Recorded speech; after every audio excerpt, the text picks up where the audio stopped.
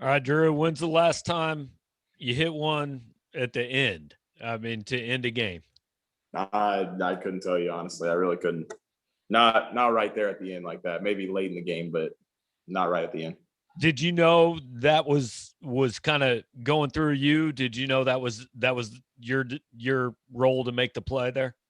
Yeah. I mean, that's a play that Coach drew up in the timeout. Was just kind of the rip and go, refuse that ball screen, and just see if we can make a play. Dave Manning. Drew, were you thinking you'd go reverse the whole time? Because it seemed like that even added a little fraction of a second to it. Was that your plan, or you just decide that on the go?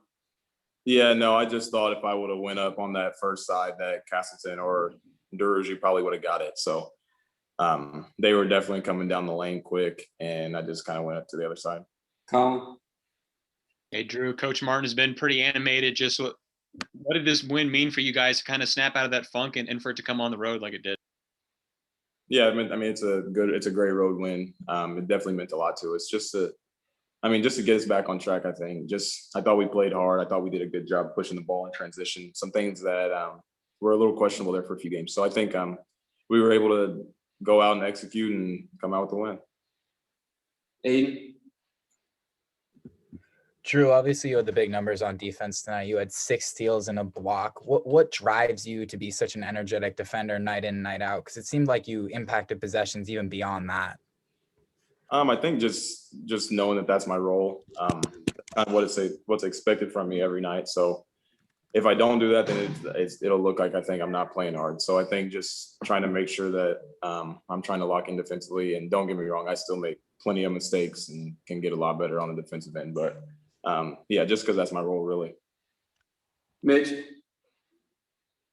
Yeah, just sticking on the defensive end, but speaking more as a team, you all forced 15 turnovers in the first half. I guess what went into that and how important was that in kind of getting you all scoring opportunities on the other end? Yeah, I think it helped us a lot there in the first half. It's easy to run when you get live ball turnovers, especially. So I thought we did a good job of getting those turnovers, getting those stops, and getting out in transition, especially there in the first half. Ben Arnett. Drew, confidence-wise, for this team going into this time of year, what does a victory like this do for you? I mean, hopefully it does something for us. I hope it just gets our energy up, gets us ready to go. We got another big one coming up this weekend, so just making sure that we're staying locked in and we're trying to do the right things at this time of the year. Ben Hockman.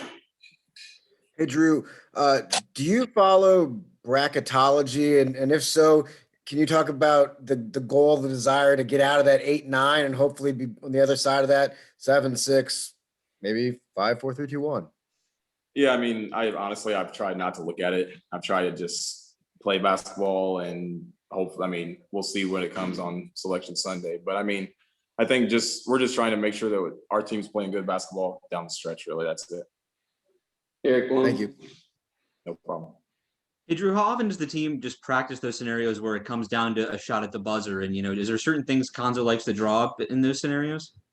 Actually, these last couple of weeks in practice, not the last couple of weeks, but these last couple of days where we were kind of off, we did a lot of late game scenarios. We played a lot of 45-second games, coming like each game's its own game. So I think that kind of prepared us also, just understanding what we have to do there late down the stretch. Kaufman. Drew, can you take us through what the post-game locker room was like? I'd imagine, especially for you after hitting that shot, it was pretty wild. Yeah, it was just exciting. I mean, I think like everybody has kind of said, it was a big win for us on the road, just being able to get out of here. It's a good team, projected tournament team, I think. So just to get out of here with the win, I think it was exciting. The guys were excited. I mean, you can't really explain much more than that, but yeah, it was definitely a good energy in the locker room after this. Blake. Drew, when X took the timeout, he did it on that side of the court, so you got to start the possession there. Was that by design? Is it more comfortable operating from that side, going in from the right? I don't think that him taking the ball to that side was necessarily by design, but I mean, that's the way that the play was drawn up. So, I mean, yeah, that was by design at the end. Harold.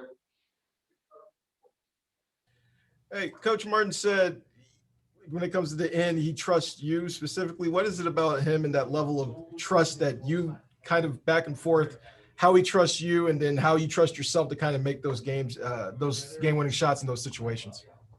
Yeah, I mean, honestly, he's going to me at the end of games a couple of times, and I've made bad plays, honestly. So I didn't know if he was going to come back to me at the end of this game. I appreciate him trusting me to have the ball in my hands again. I've turned the ball over a couple of times late down the stretch.